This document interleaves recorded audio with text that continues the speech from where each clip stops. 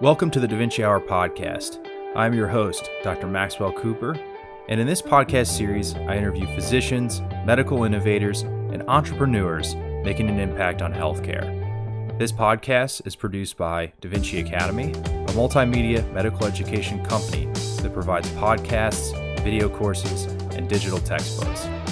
You can see more on our website, www.dviacademy.com, and our YouTube channel, youtube.com/c/DaVinci Academy Med.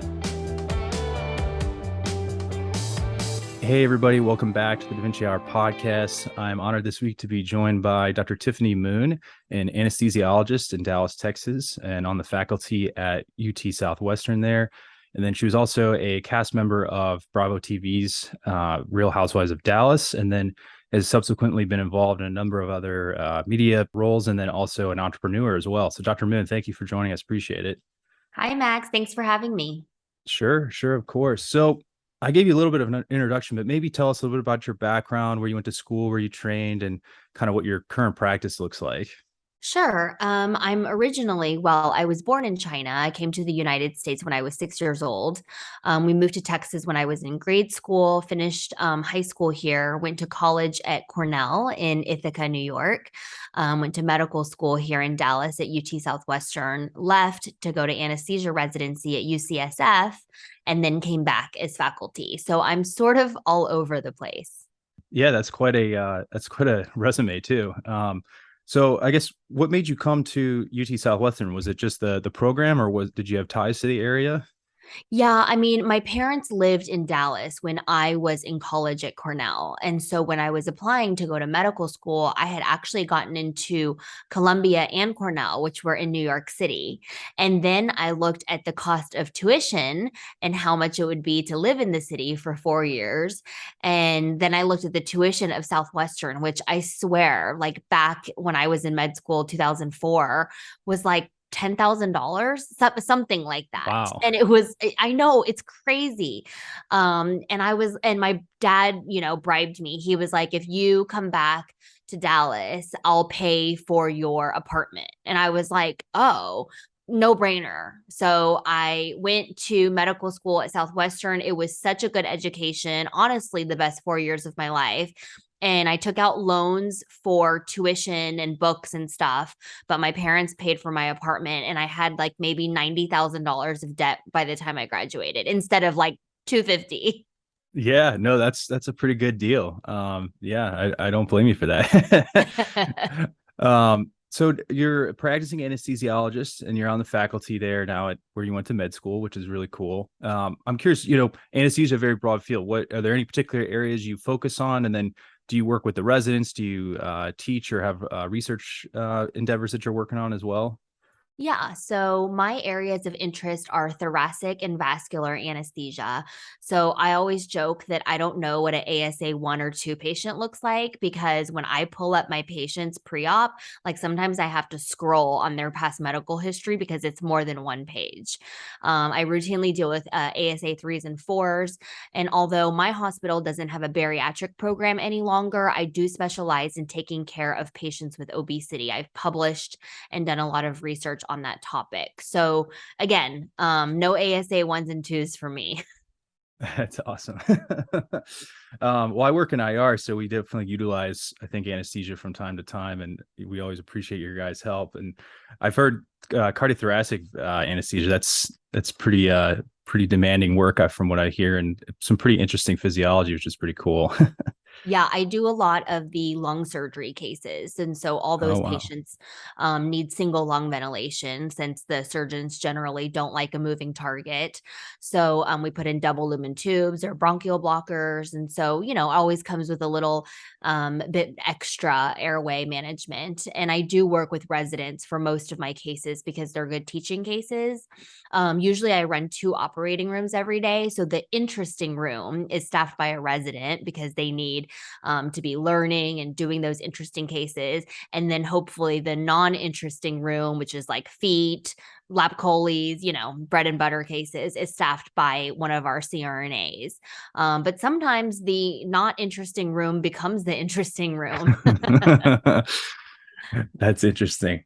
going off that, how did you get involved with the Real Housewives of Dallas? And was TV something you had done before, or media appearances, or was that kind of a whole new like avenue you went down? And because I mean, clinical practice can keep you busy enough, and like we were talking about before, you're a mother and have a husband and stuff, so that I'm sure you were already pretty busy as it was. Yeah, I was very busy by anyone's standards, working full time with twin toddlers at home and a husband who is an entrepreneur and used to travel a lot pre COVID. So I had no such aspirations of being on TV. It was not in, my purview at all. But the way these shows work is you kind of have to know somebody who is already on the show, and they're always sort of like looking for new blood. And my friend Deandra had been on the show since season 2 of Dallas, which I think was like 2017 or 2016. And I had been to several of her events that she had had previously where they were filming. So there was cameras, I had to sign an appearance release, all that sort of stuff. And I guess one of the producers or something like took a liking to me, or I said something funny while they were filming. And so they said to my friend, like, hey, who's that? And she's like, oh, that's my friend Tiffany. And they're like, oh, well, does she want to be on the show? So she asked me like in 2018 or 19. And I was like, no freaking way. Like, I don't watch reality TV. I don't want to be on reality TV. I'm not a housewife, by the traditional sense. I'm a full-time doctor and I have these twin toddlers at home. Like, I'm a little busy, in case you can't tell.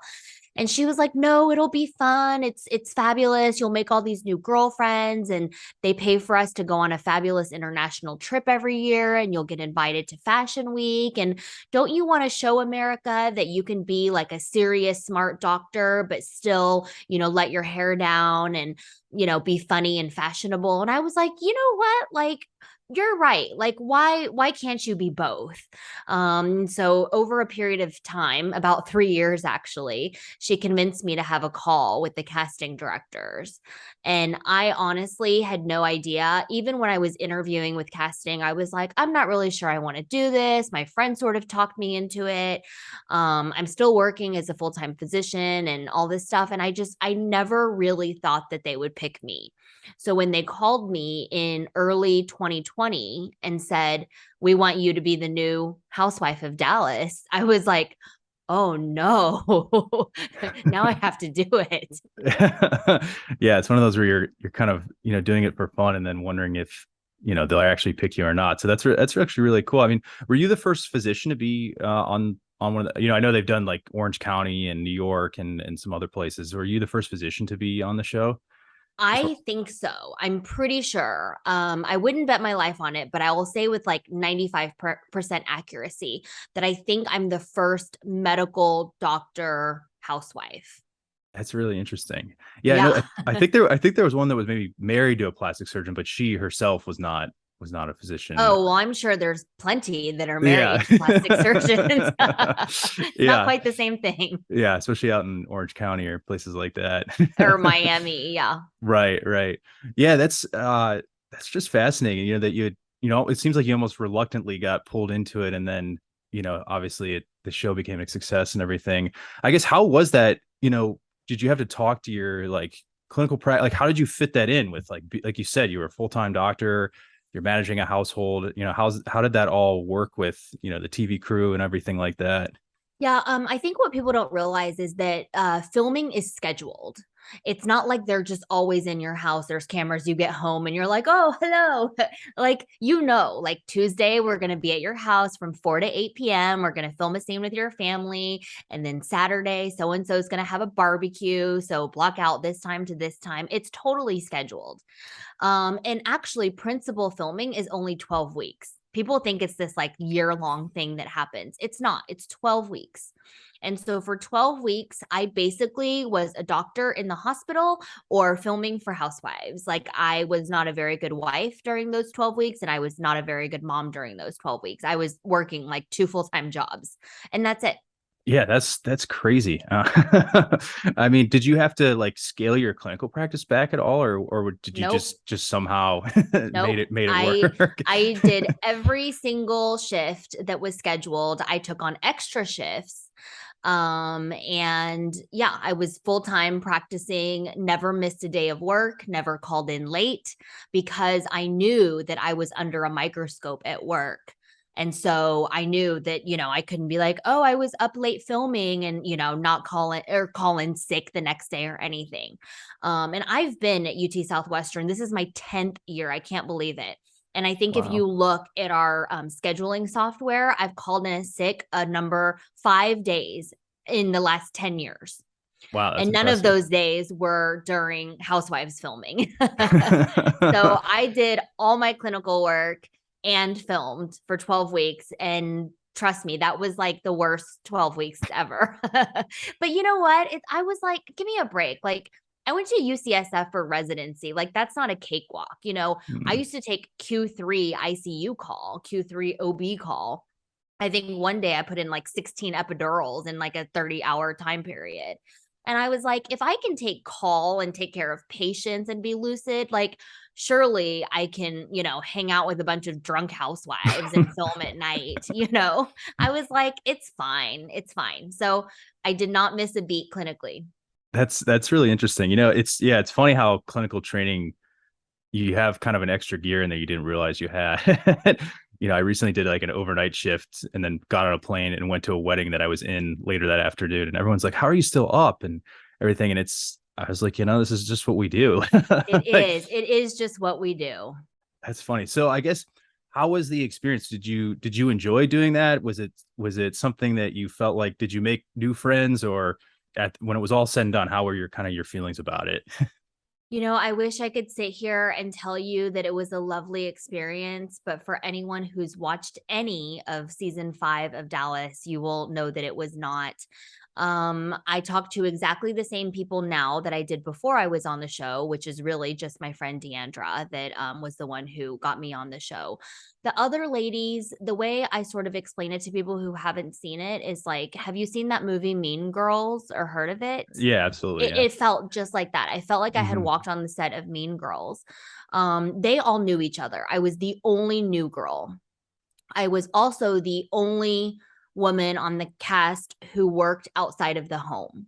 Some of them have their sort of businesses, their own, skincare, jewelry lines, but they didn't have the job where you have to go somewhere and check in and have a supervisor. They're all CEOs of their company. And I'm not saying that that's not hard because I'm an entrepreneur as well, but it's different. It's Sure. different than waking up at 6 a.m. and going to the OR. It's just different. And from the very beginning that the camera started rolling, I just did not feel any warmth from them. There were little snide remarks.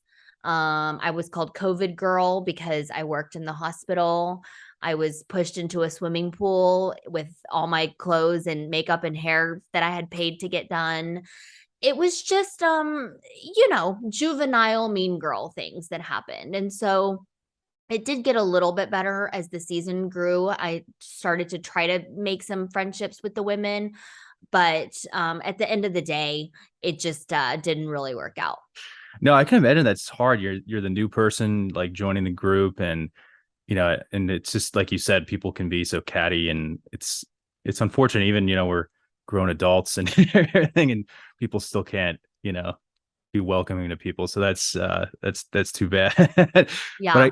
but I guess, have you been able to, I guess, see new opportunities available to you, or pursue new endeavors as a result of that have been really interesting? Yeah, for sure. I mean, people sometimes ask me if I regret doing the show because of the negative experiences that I had. And I'm like, no, I don't, because I learned so much about myself. And it was such an enlightening opportunity. And, I'm grateful for the opportunity to the network and the production company. And it really has opened up a lot of doors for me. Shortly after the show ended, I was asked to MC for like a comedy show. So I got to open with a few jokes of my own and then introduce other comedians for the night. I've gotten some speaking gigs as a result of it. My social media like blew up as a result of the show. All of a sudden, one day, my stepdaughter at the time, I think, was 16 years old. And we were sitting at the dinner table and she goes, "Oh my God, you're verified on Instagram." And I was like, huh? Because I didn't really care about social media that much.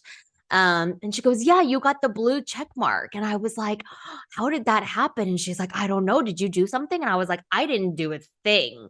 So I don't know how it happened. Bravo must like submit names or something, but all of a sudden I had a blue check mark next to my name, which apparently if you're 16 is a big deal. And my followers just grew like while the show was on every week. Whenever I would check into Instagram, it would be like thousands. Like one week I gained like 20,000 followers. I was getting all these DMs. People were sending me free stuff, and I was like, oh, this is kind of cool. I mean, that's the good. There's the bad side too, the mean DMs, the mean comments, the trolls, things like that. So it wasn't all fun, but I'm grateful for the experience. I'm glad I did it. That's awesome. Yeah, it's always great when you can kind of see the silver lining and what you can gain from it as well. I'm curious, as a fellow physician, do you get, because I get these on my Instagram and I don't have nearly the following you have, but do you get people asking for like medical advice, like, or crazy medical comments? Like I get people that say, hey, can you read my chest x-ray for me, or like all this stuff. It's like insane that people do that. Well, I'm a little bit shielded from it because I guess no one can ask if I can put them to sleep for surgery over the internet. But I do get occasional questions about like, oh, I've been having headaches. Like, what should I do? And I'm like, go see your doctor, Yeah. What's really funny is that I get a lot of skin questions and people Interesting. will like DM me rashes and stuff and be like, what is this? And I'm like, first of all, I'm not a dermatologist, but I'm flattered that you think that I am one because I always think they have the best skin. And in the hospital, I remember they were always the best dressed.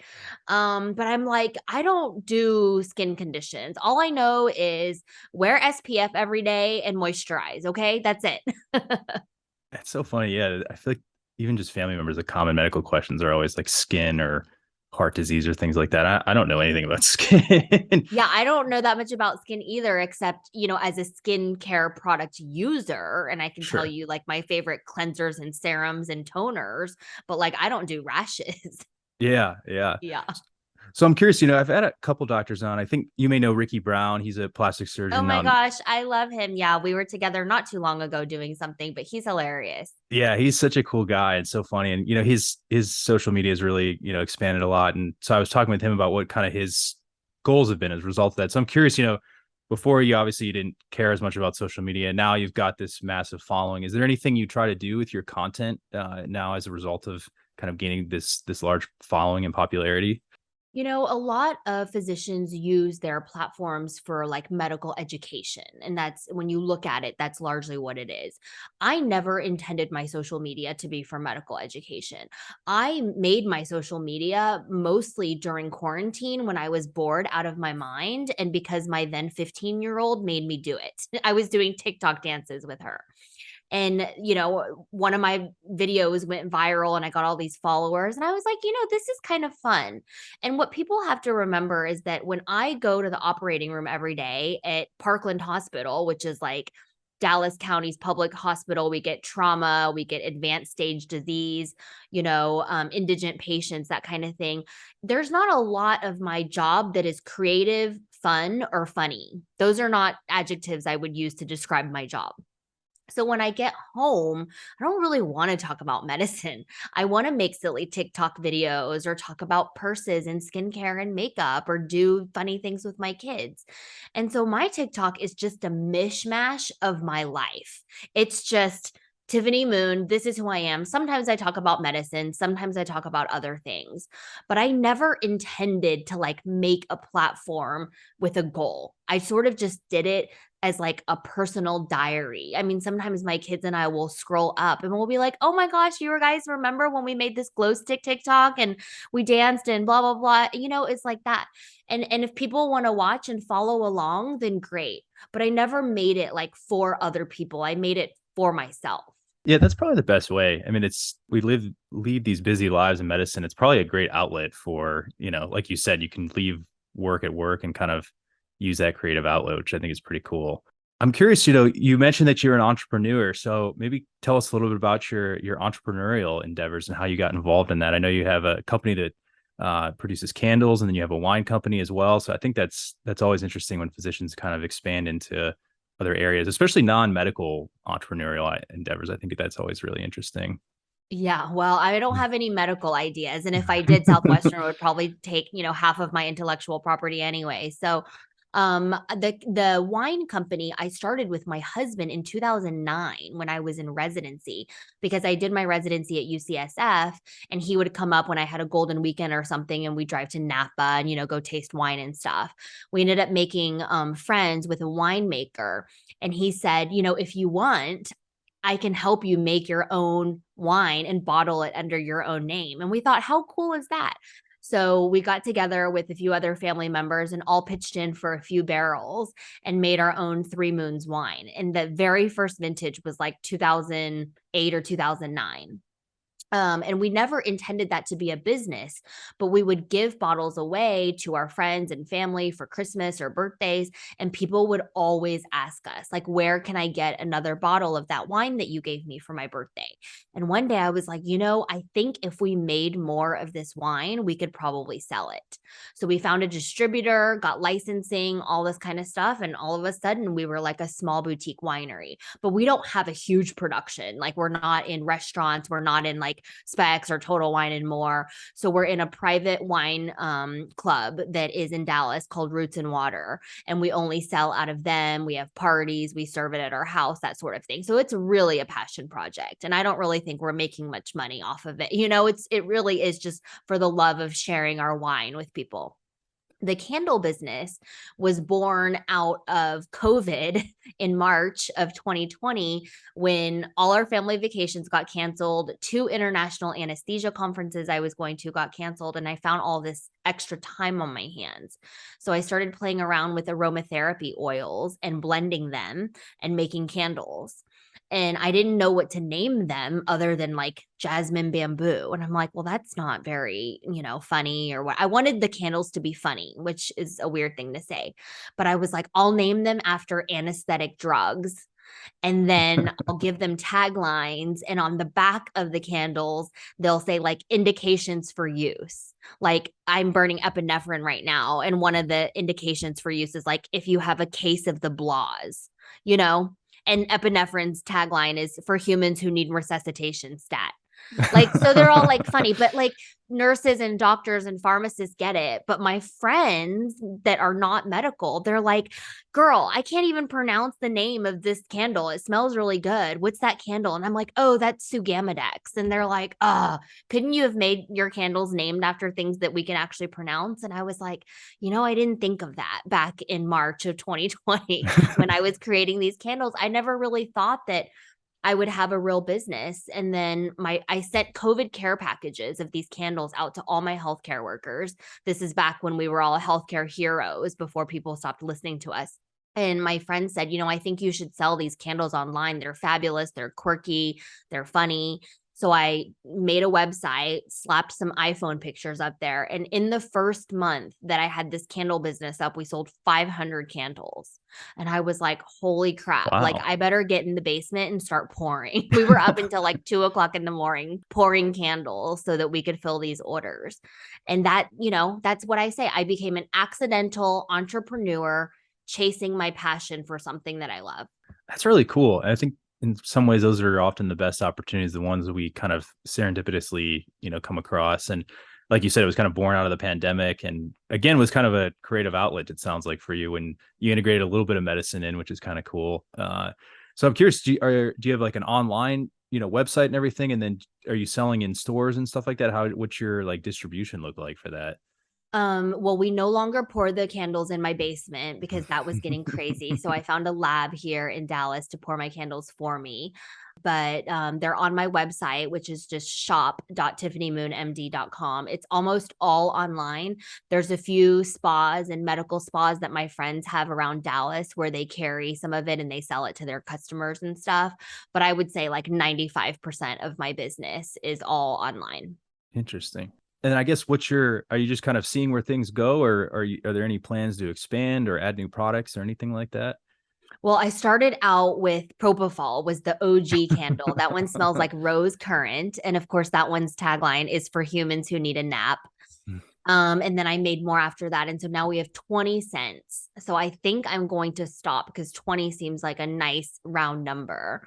And then eventually I would like to get into like a Nordstrom's or a Neiman Marcus. That would be so cool to just walk into a Nordstrom's and see like an aromasthesia candle display. I think I would totally freak out.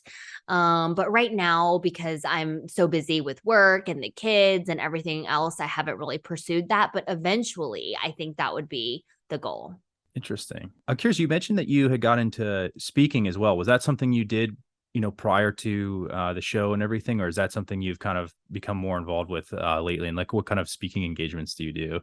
Yeah, that's a really good question.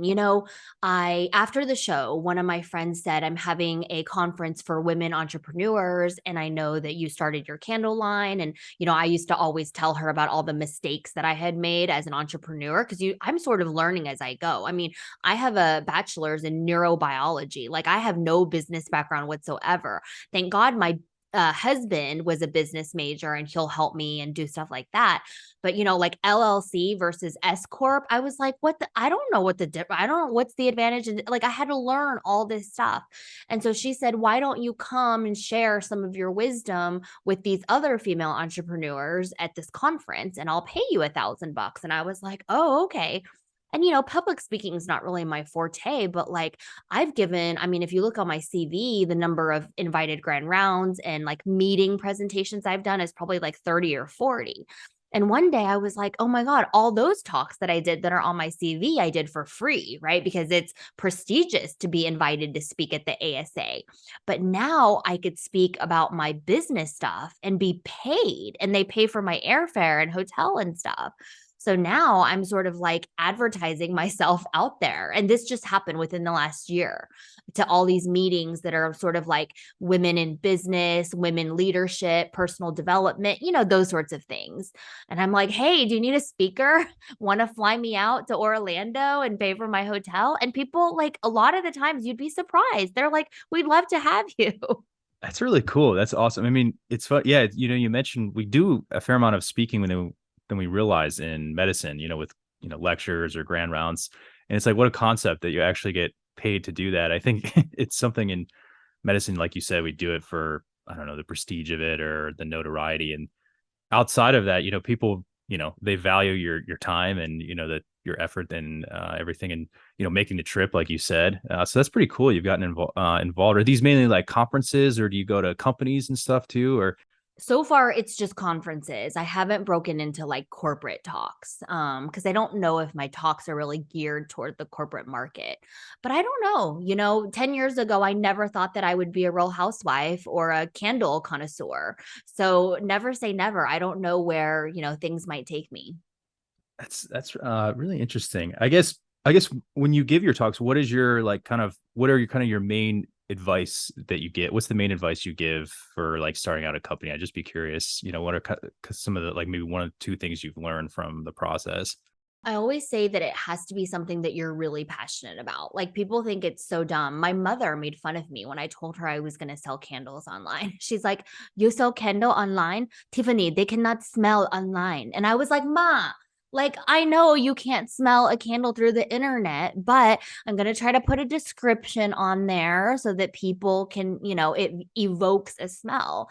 And she just was like, nobody's going to buy your candles and all this stuff. And when I got, all those orders that came in, you better believe I rubbed that in my mother's face. I was like, look at all these orders I got, Mom. It has to be something that you love. Like I love candles. I love wine. If it's not something that you're like super geeky passionate about, it's going to get old real quick. Like if I had to do like a chocolate business or like a vitamin business, I'd be like blah. Like I don't like chocolate. I don't care about vitamins, like just eat instead. And the other thing is you have to get your systems and processes in order. For us, like during COVID, we ran out of glass, which I know sounds like the stupidest thing, but we had wax, we had oil, we had wicks, we had shipping containers, and the glass was back ordered, like a specific glass vessel. And then we tried to order another glass, but the other glass doesn't fit in our box because the custom box that I have is especially formulated for this glass jar because it holds it. Because the first, I don't know, 100 orders that we sent out, we had like a 10% candles break breakage rate because apparently UPS was like playing kickball with their packages. So then I got this custom insert that really insulates the box, and we dropped it like from my second floor window, like outside the garage door, and it didn't break. And we were like, okay, it passed the QC test. So you have to like do all these things because as a business owner, like everything is your responsibility. I had to incorporate it. I filed a trademark with the US Patent Office. So now the name aromasthesia, we have that little R circle superscript because it's a registered trademark. Like all that stuff took time and energy. And if it isn't something that you absolutely love, you won't feel passionate about doing it like a year or 2 or 5 from now. Yeah, that's interesting. I have a small business that I produce this podcast with video courses and books, and now I'm into podcasting. And I think what you say is so true. People ask me like how I fit this podcasting on top of clinical work and stuff, and I just love doing it. I mean, I meet people like yourself, and I hear about all these unique experiences, and I think if it became a chore, then I definitely wouldn't do it. I wouldn't have the energy to do it. So I think what you're saying is so true, and I think that's so funny how you had to test the products. It's amazing. Like there's all these things that come up that you don't even think of, like you said, with the glass and having to fit it into the box and stuff like that. I get emails, like you said, from the people who think like my logo trademarked or like infringed on their trademark. And I was like, hey, I'm not trying to, infringe on anybody. Yeah, I know. People get so upset. I got a DM that was like, you stole this idea from a nurse. Like a nurse was the person who first created propofol candle. I was like, what? Like just because 2 people have the same idea does not mean that like one person stole it from another. Do you know what I mean? Like I've Yeah. I've been joking with my friends about a propofol candle for like years, but it was sort of a joke and I never had time to make it happen until COVID. But yeah, people just get so like sensitive about things these days. Yeah. Yeah. And they always think, they're always quick to say, oh, I could have thought of that or I could have done that. But then, I mean, like you said in your scenario, I mean, you're the one that actually did it. You took the time, took the risk, started the business and everything like that. So I think there's a big difference between thinking of something and then actually like doing it. I mean, there's good ideas are a dime a dozen these days. I say that all the time. You're exactly right. I'm like, ideas are cheap, baby. Execution is expensive. Absolutely. Yeah. Absolutely. I'm curious, what's your advice? You're seeing a lot of these physicians, get involved in like social media or media appearances. I think it's kind of a more, in the old days, it was doctors kind of stayed in their silos and practiced and didn't really get involved. And then now you're seeing, more and more physicians become, social media influencers or start podcasts or, be on TV and things like that. I guess, do you think that's been good for the field of medicine as a whole? And what do you think have kind of been some good benefits of that for both the field and I guess maybe the public as well? I mean, I love it. I love seeing doctors on social media, on TV. I think it makes us more relatable. I think a lot of doctors are out there dispelling myths and doing a lot of educational content. I love that. And then some of us, like me, 90% of the time I'm on social media, I'm not there as Dr. Tiffany Moon. I'm just there as Tiffany Moon, fashion lover, Tiffany Moon, mom, Tiffany Moon who likes to go out and try new restaurants. And it kind of humanizes us in a way because I don't believe in this concept of like, oh, you're a doctor, and so what, we're not supposed to be silly or, cheer at a football game when our team has a touchdown. Like we're still people too.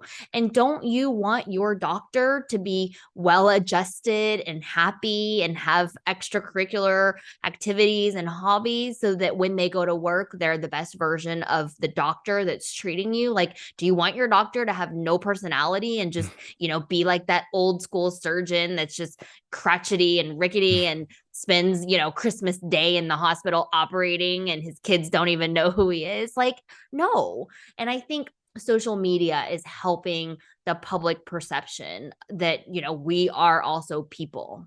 Yeah, definitely. I think it, like you said, it humanizes us as people, and people realize that we're people just like anybody else. And I think it helps with maybe the burnout too. Doctors are finding kind of a creative outlet like you've talked about, and it's kind of, and also using their platform as a way to highlight that, so that we can, make changes in that regard and things like that.